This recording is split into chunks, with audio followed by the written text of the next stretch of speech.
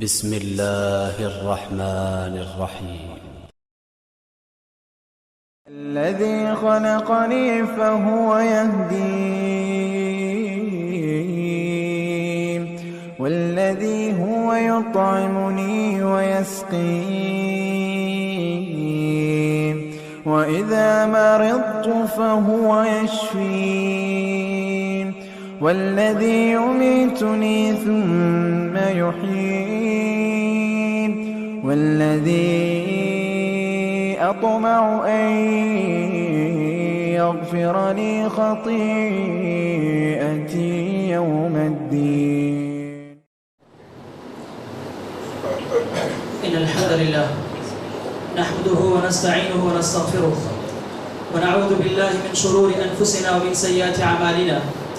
من يهده الله فلا مضل له ومن يضلل فلا هادي له، وأشهد أن لا إله إلا الله وحده لا شريك له، وأشهد أن محمدا عبده ورسوله. أما بعد، أعوذ بالله من الشيطان الرجيم. بسم الله الرحمن الرحيم. يا أيها الذين آمنوا اتقوا الله حق تقاته ولا تموتن إلا وأنتم مسلمون. يا أيها الناس اتقوا ربكم الذي خلقكم من نفس واحدة وخلق منها زوجها وبث منهما رجالا كثيرا ونساء، واتقوا الله الذي تساءلون به والأرحام إن الله كان عليكم رقيبا. يا أيها الذين آمنوا اتقوا الله وقولوا قولا سديدا يصلح لكم أعمالكم ويغفر لكم ذنوبكم، ومن يطع الله ورسوله فقد فاز فوزا عظيما. أما بعد، فإن خير الحديث كتاب الله، وخير الهدي هدي محمد صلى الله عليه وسلم، وشر الأمور محدثاتها، وكل محدثة بدعة، وكل بدعة ضلالة، وكل ضلالة في النار. أعوذ بالله السميع العليم من الشيطان الرجيم من همزه ونفخه ونفثه. بسم الله الرحمن الرحيم. وإذا سألك عبادي عني فإني قريب. محترم حاضرین جمعہ، پردہ نشین خواتین اسلام، ہر قسم کی تعریف توصیف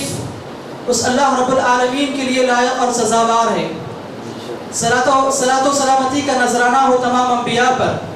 بالخصوص میرے اور آپ کے پیارے نبی محمد عربی صلی اللہ علیہ وسلم پر۔ اللہم صلی علی محمد وبارک وسلم۔ حاضرین جمعہ،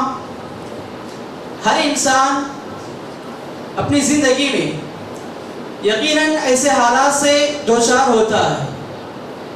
کہ دنیا کے سارے سہارے ختم ہو جاتے ہیں، پوری امیدیں ختم ہو جاتی ہیں، سارے اسباب و وسائل کا خاتمہ ہو جاتا ہے، قریب ترین اعزہ و اقارب، رشتہ دار و احباب، یہاں تک کہ بھائی سے بات نہیں کر سکتا، والدین اپنے اولاد کے سامنے کھل کر بات نہیں کر سکتے۔ تو ایسے حالات میں سب کچھ ہوتے ہوئے بھی انسان اپنے دل کے اندر ایک طرح کی بے بسی اور بے کسی کا عالم محسوس کرتا ہے۔ لیکن انسان کے دل سے ایسے وقت میں ایک آواز اٹھتی ہے کہ جب دنیا کے سہارے ختم ہو چکے ہیں تو اب ایک سہارا اب بھی موجود ہے، ایک دروازہ اب بھی کھلا ہوا ہے جہاں پر انسان اپنی پریشانیوں، اپنی آفتوں، اپنی مصیبتوں، اپنے دکھ درد کی داستان بیان کر سکتا ہے۔ قرآن مجید نے اسی کیفیت کو ان الفاظ میں بیان فرمایا، اَمَّن يُجِيبُ الْمُضْطَرَّ إِذَا دَعَاهُ وَيَكْشِفُ السُّوءَ۔ اے لوگوں، کون ہے وہ جو بے قرار بے چین انسان کی دعا کو قبول فرمائے، وَيَكْشِفُ السُّوءَ، اور اس کی بے چینیوں اور بے قراریوں کو دور کر سکے۔ اَإِلَٰهٌ مَعَ اللَّهِ، کیا اللہ کے علاوہ کوئی ایسی ذات ہے جو انسان کی بے چینی اور بے قراری کو دور کر سکے؟ اللہ رب العالمین کے علاوہ اس روئے زمین پر اور نہ اس پوری کائنات میں اللہ رب العالمین کے علاوہ کوئی ایسا نہیں جو بندوں کی دعاؤں کو سن سکے، بندوں کی پکار کو سن سکے اور ان کا جواب دے سکے۔ میرے بھائیوں، دعا کیا چیز ہے؟ دعا اللہ رب العالمین کی عبادت ہے۔ نعمان ابن بشیر رضی اللہ تعالیٰ عنہ کا بیان ہے، رسول اللہ صلی اللہ علیہ وسلم نے ارشاد فرمایا ان الدعاء هو العبادہ، اے لوگوں یقیناً یہ دعا عبادت ہے۔ کیا مطلب ہے کہ رسول اللہ صلی اللہ علیہ وسلم نے دعا کو عین عبادت قرار دیا ہے، دعا کو تمام عبادتوں کی روح، دعا کو تمام عبادتوں کی مغز اور جوہر قرار دیا گیا، کیونکہ جب بندہ رب العالمین کی دربار میں اپنے ہاتھوں کو اٹھاتا ہے، جو عاجزی، جو انکساری دعا کرتے وقت ظاہر ہوتی ہے، ایسی عاجزی اور ایسی انکساری کسی اور عبادت میں اتنی زیادہ نظر نہیں آتی۔ اسی لیے دعا کو عین عبادت قرار دیا گیا، اصل عبادت قرار دیا گیا۔ میرے بھائیوں، دعا صرف اور صرف اللہ رب العالمین سے ہونی چاہیے۔ اللہ کے رسول صلی اللہ علیہ وسلم نے اپنے چچا زاد بھائی سیدنا عبداللہ ابن عباس رضی اللہ تعالیٰ عنہما کو نصیحت کرتے ہوئے کہا تھا اذا سألت فاسأل اللہ، اے میرے بیٹے جب تم مانگو تو صرف اور صرف اللہ رب العالمین سے مانگو، اور دنیا کی خواہ وہ چھوٹی چیز ہو یا پھر بڑی چیز ہو، معمولی ہو یا پھر بڑی ہو، ہر چیز اللہ رب العالمین سے مانگنا چاہیے۔ رسول اللہ صلی اللہ علیہ وسلم نے ارشاد فرمایا لِيَسْأَلْ أَحَدُكُمْ رَبَّهُ حَاجَتَهُ كُلَّهَا، اے لوگوں تم میں سے ہر ایک کو اپنی تمام ضرورتیں رب العالمین کے دربار میں رکھنا چاہیے، حَتَّى يَسْأَلَهُ شِسْعًا عَلَيْهِ إِذَا انْقَطَعَ، یہاں تک کہ اگر کسی کے جوتے کا تسمہ بھی ٹوٹ جائے تو وہ بھی اللہ رب العالمین سے مانگنا چاہیے۔ انسان اپنی زندگی میں چھوٹی مصیبت میں گرفتار ہو یا پھر بڑی مصیبت میں گرفتار ہو تو ہر طرح کی پریشانیوں اور بے قراریوں کا علاج صرف اور صرف اللہ رب العالمین کے پاس رکھا گیا، اور اس کا عظیم وسیلہ جو انسان اپنی پکار کو رب العالمین تک رکھ سکتا ہے وہ یقیناً دعا ہے۔ میرے بھائیوں، دعا بڑی عظمتوں والی عبادت ہے۔ اللہ کے رسول صلی اللہ علیہ وسلم نے ایک حدیث میں ارشاد فرمایا لیس شیء اکرم علی اللہ من الدعاء، کہ اللہ رب العالمین کے نزدیک دعا سے زیادہ عظمت والا کوئی عمل نہیں ہے، زیادہ فضیلتوں والا، زیادہ عظیمتوں والا اگر کوئی عمل ہے تو وہ اللہ رب العالمین سے پکارنا ہے، وہ اللہ رب العالمین سے دعا کرنا ہے۔ میرے بھائیوں، اللہ رب العالمین سے کبھی پکار کر تو دیکھو، اللہ رب العالمین کے سامنے اپنی حاجتیں، اپنی ضرورتیں، اپنی مصیبتیں اللہ رب العالمین کے سامنے رکھو، اپنی پریشانیاں رب العالمین کے سامنے رکھو، کبھی آپ خالی ہاتھ نہیں لوٹو گے، کبھی آپ محروم نہیں لوٹو گے۔ اللہ کے رسول صلی اللہ علیہ وسلم نے ارشاد فرمایا ان ربکم حی کریم یستحیی من عبدہ اذا رفع الیہ یدیہ ان یردہما صفرا، یقیناً تمہارا پروردگار بڑے حیا والا ہے اور بڑا سخی اور بڑا فیاض ہے۔ یستحیی من عبدہ اذا رفع الیہ یدیہ ان یردہما صفرا، جب کوئی بندے مومن رب العالمین کے دربار میں اپنے ہاتھوں کو اٹھاتا ہے تو رب العالمین انہیں خالی لوٹاتے ہوئے شرم آتا ہے۔ تو کوئی انسان رب العالمین کے دربار سے خالی ہاتھ نہیں لوٹتا، کبھی وہ انسان محروم ہو کر نہیں لوٹتا۔ میرے بھائیوں، اگر میں آپ سے کچھ رقم پوچھ لوں، ممکن ہے کہ آپ مجھے وہ رقم دے دیں، اگر میں اسی رقم کو دوسری مرتبہ پوچھ لوں تو آپ کے ماتھے پہ شکن پڑ جائے، لیکن اللہ رب العالمین وہ خالق کائنات کہتا ہے ادعونی استجب لکم، اے لوگوں تم مجھے پکارو میں تمہاری پکار کا جواب دوں گا۔ اور اللہ کے رسول صلی اللہ علیہ وسلم نے یہ بات بھی ارشاد فرمائی کہ جو انسان اللہ رب العالمین سے مانگتا نہیں، اللہ رب العالمین کو پکارتا نہیں، اللہ رب العالمین اس پہ غصہ ہو جاتا ہے، اس سے ناراض ہو جاتا ہے۔ من لم يسأل اللہ یغضب علیہ، جو انسان اللہ سے مانگتا نہیں، اللہ کو پکارتا نہیں، رب العالمین اس انسان پہ غصہ ہو جاتا ہے۔ ان الذین یستکبرون عن عبادتی سیدخلون جہنم داخرین، جو انسان اور جو لوگ بربنائے تکبر اللہ رب العالمین سے مانگنے میں کتراتے، رب العالمین کل قیامت کے روز ایسے لوگوں کو ذلت و رسوائی کے ساتھ جہنم میں ڈھکیلے گا۔ تو گویا میرے بھائیوں، دعا کرنا ایک عبادت ہے، اور یہ عبادت صرف اور صرف اللہ رب العالمین سے مانگنا چاہیے۔ خواہ انسان اپنی زندگی میں چھوٹی مصیبت میں گرفتار ہو یا پھر بڑی مصیبت میں گرفتار ہو، ہر طرح کی مصیبت اور پریشانیوں کا علاج دعا ہے، اور دعا صرف اور صرف اللہ رب العالمین سے کرنا چاہیے۔ میرے بھائیوں، ہر چیز کے کچھ آداب ہوتے ہیں، تو اسی طرح سے شریعت اسلامیہ نے دعا کے بھی کچھ آداب بتلائے۔ سب سے پہلا ادب یہ کہ انسان جب رب العالمین کے دربار میں حاضر ہو تو سب سے پہلے رب العالمین کی تعریف بیان کرے، اس کے حمد و ثنا بیان کرے، اس کے بعد رسول محترم صلی اللہ علیہ وسلم پر درود و سلام کا نذرانہ پیش کرے۔ فضل بن عبید رضی اللہ تعالیٰ عنہ سے روایت ہے، وہ فرماتے ہیں کہ ہم تمام کے تمام صحابہ رسول اللہ صلی اللہ علیہ وسلم کے بارگاہ میں بیٹھے ہوئے تھے، اتنے میں ایک شخص مسجد کے اندر داخل ہوا، نماز پڑھی اور دعا کرنے کے لیے بیٹھ گیا اور کہنے لگا اللہم اغفر لی وارحمنی، اے اللہ رب العالمین میں گنہگار ہوں، میں خطا کار ہوں، مجھے معاف فرما، میں بے کس ہوں، میں بے بس ہوں، رب العالمین مجھ پر رحم فرما۔ اللہ کے رسول صلی اللہ علیہ وسلم نے ارشاد فرمایا عجلت ایھا المصلی، اے نمازی تم نے دعا کرنے میں بہت زیادہ جلدی کر دی ہے۔ اللہ کے رسول صلی اللہ علیہ وسلم نے اس شخص کو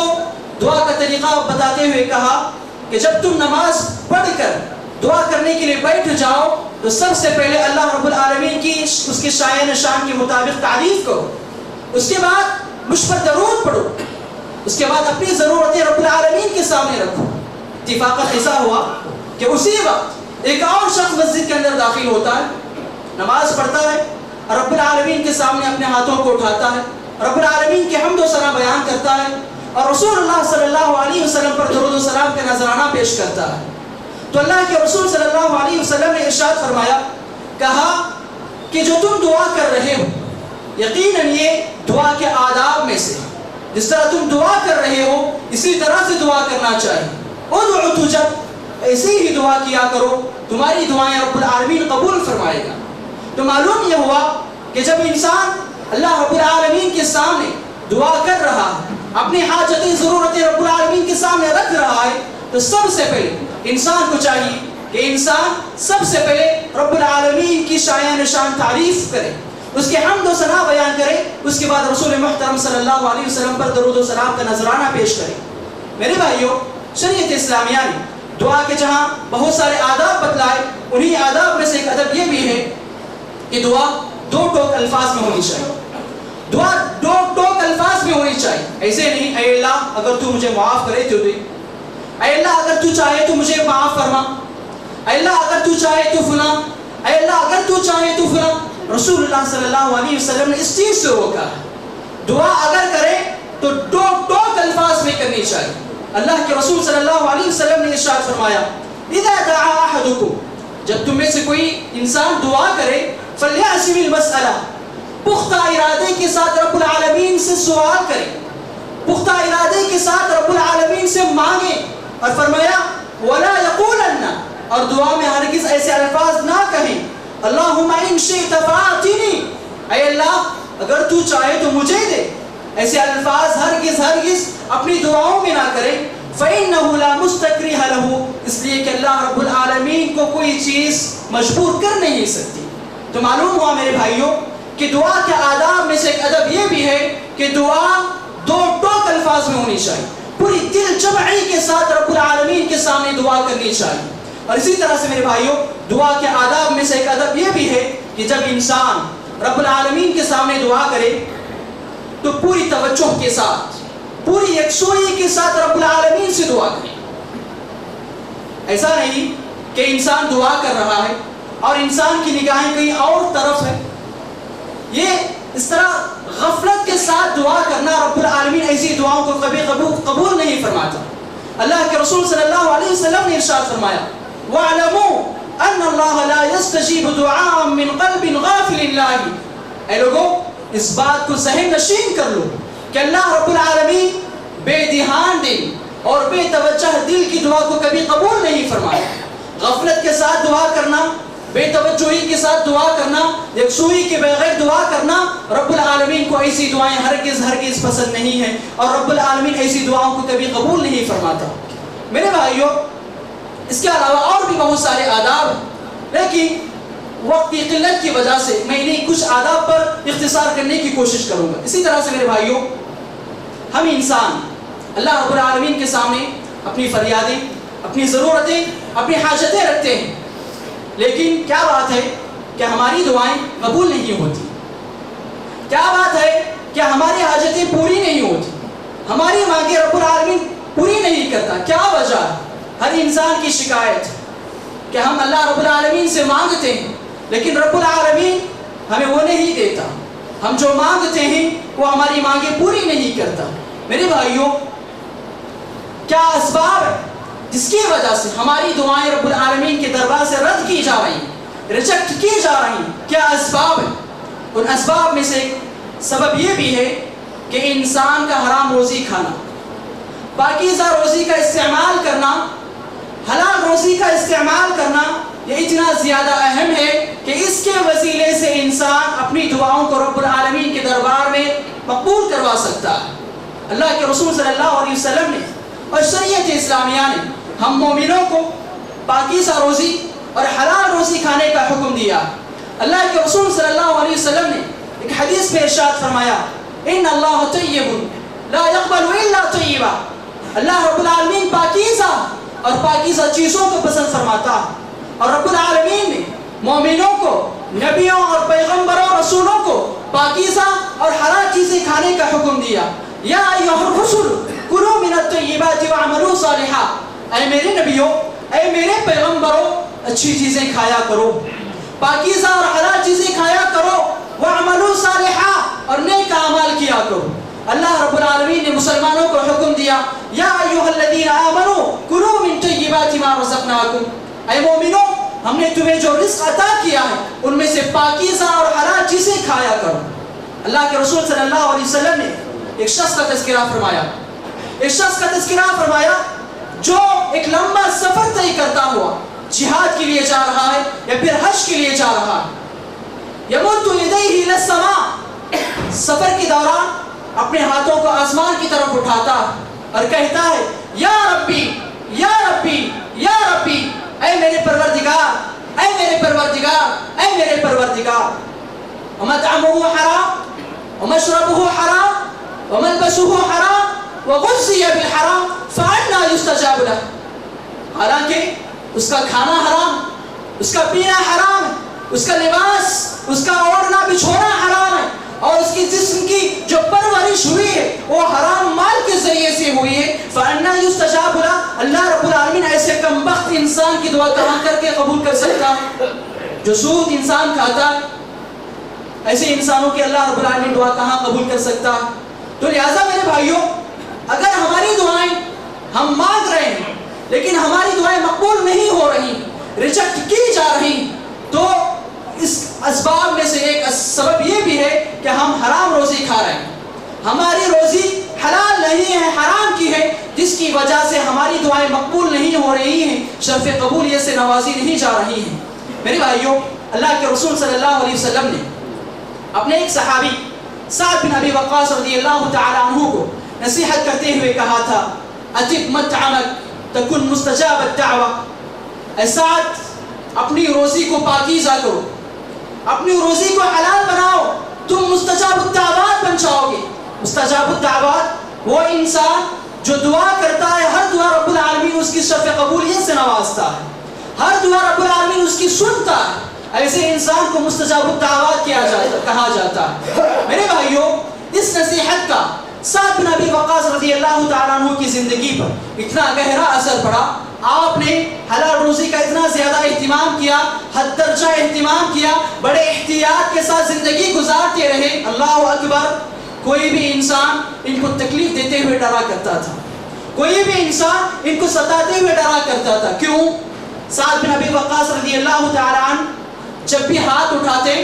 تو فوراً آپ کی دعا قبول ہو جاتی، سامنے والا ڈر جاتا تھا کہ کہیں رب یہ ہاتھ اٹھا نہ دے اور یہ دعا نہ کر دے اور ہم پر بد دعا نہ کر دے جس کی وجہ سے ہم تباہ و برباد نہ ہو جائیں۔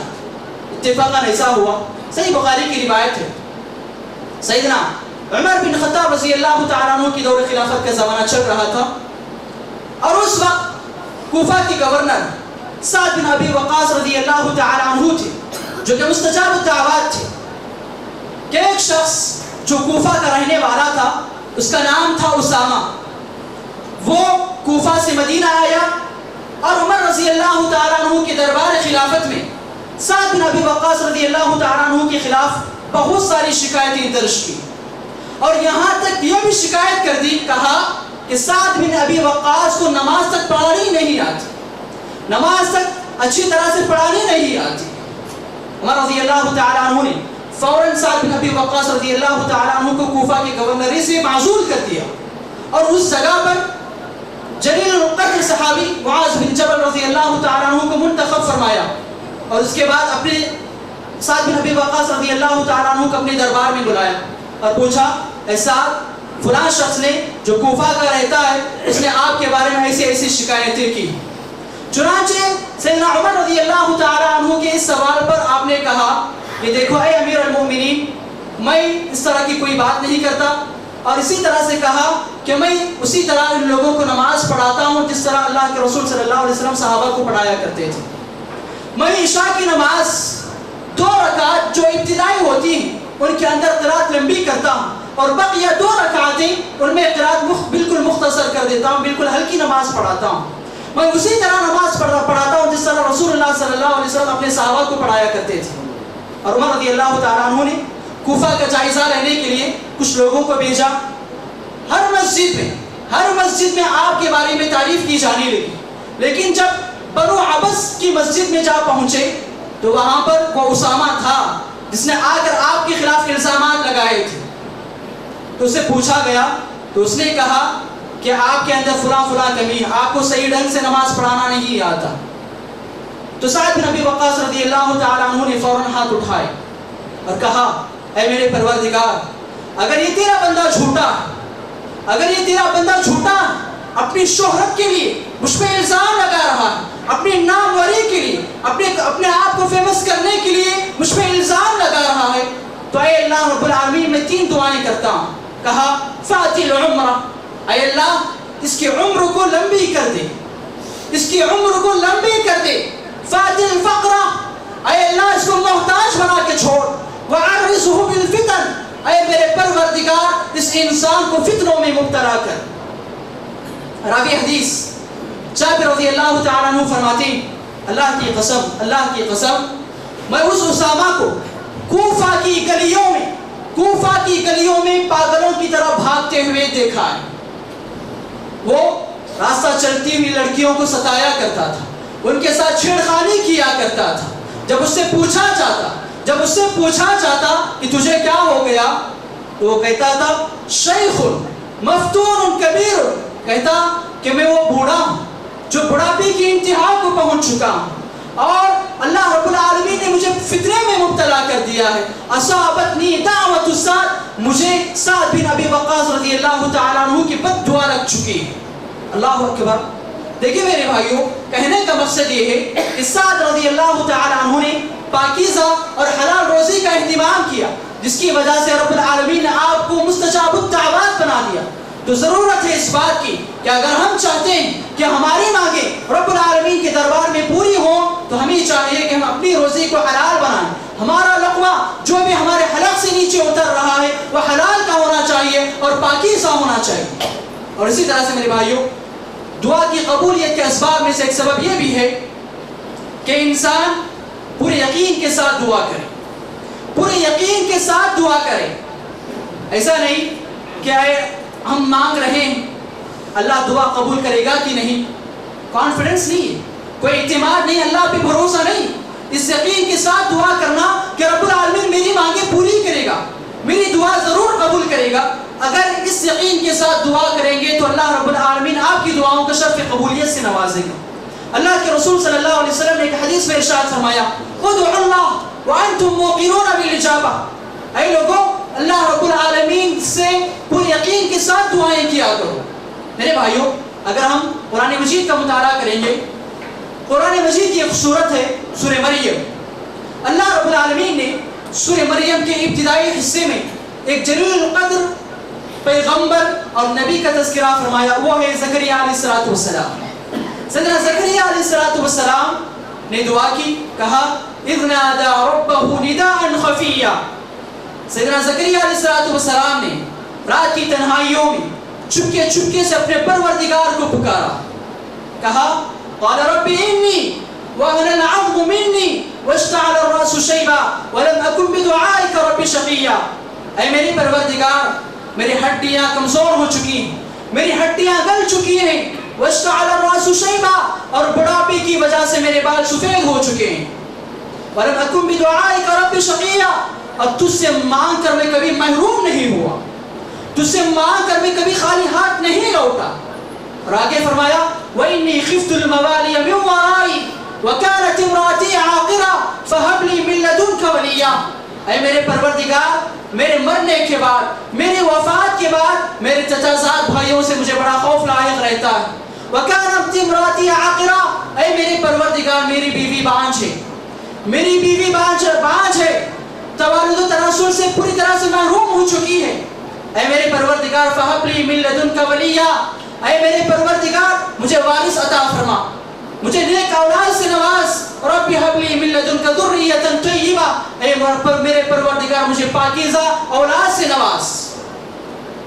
دیکھیے میرے بھائیوں، سیدنا زکریا علیہ السلام ہڈیاں کمزور ہو چکی ہیں، بال بڑھاپے کی وجہ سے سفید ہو چکے ہیں، اور آپ کی بیوی بانجھ ہو چکی،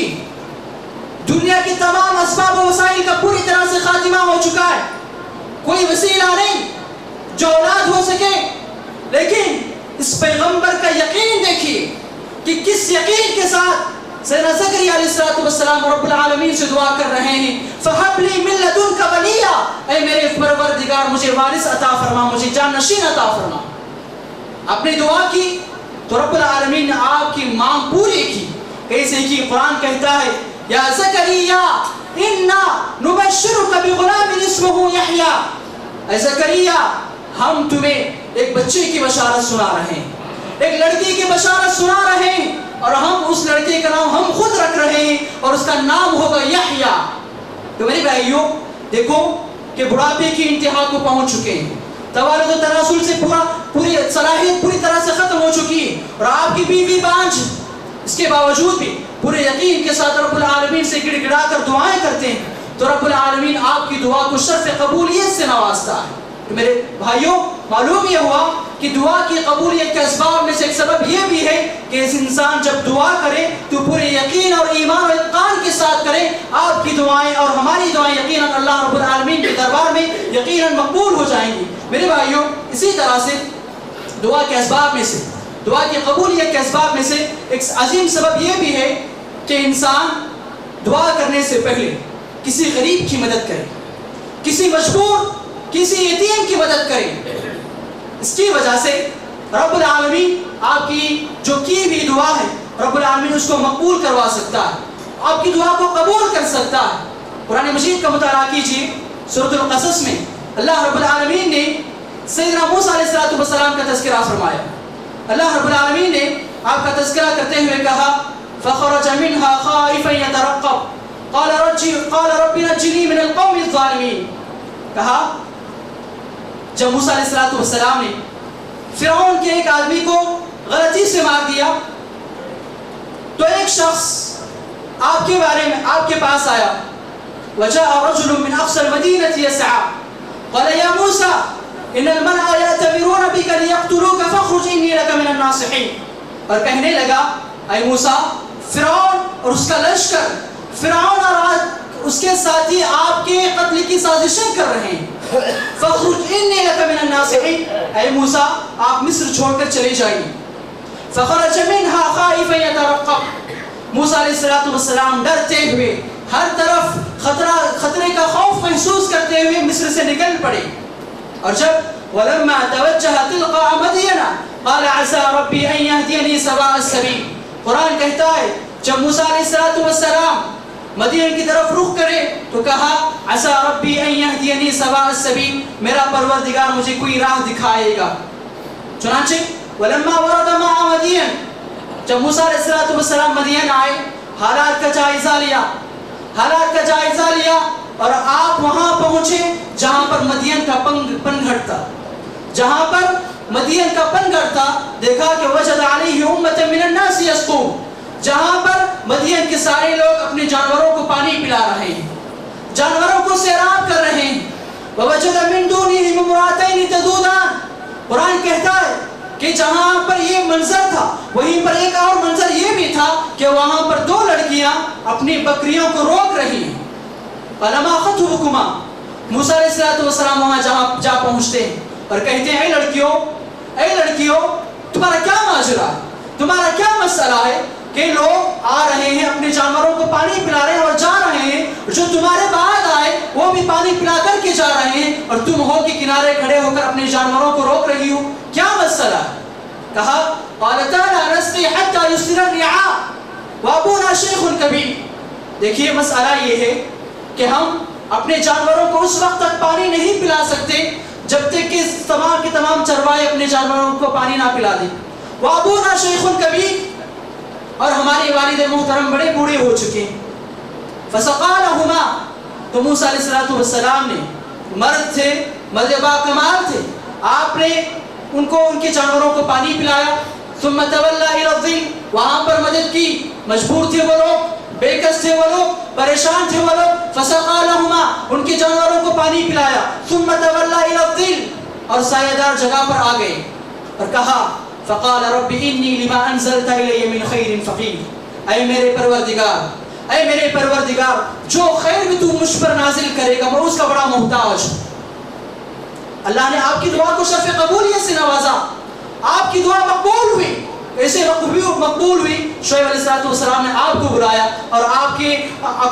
آپ کو نوکری بھی مل گئی، اور اسی کے ساتھ ساتھ اپنی جو بیٹیاں تھیں ان میں سے ایک کی شادی موسیٰ علیہ السلام کے ساتھ بھی کر دی. تو اللہ رب العالمین آپ کی دعائیں ایسے قبول کر سکتا ہے کہ اگر آپ کسی غریب، کسی یتیم، کسی مجبور اور پریشان حال انسان کی مدد کرتے ہیں، اس کے بعد رب العالمین کے سامنے اپنے ہاتھوں کو پھیلاتے ہیں، تو یقیناً آپ کی دعائیں اور ہماری دعائیں شرف قبولیت سے نوازی جا سکیں گی.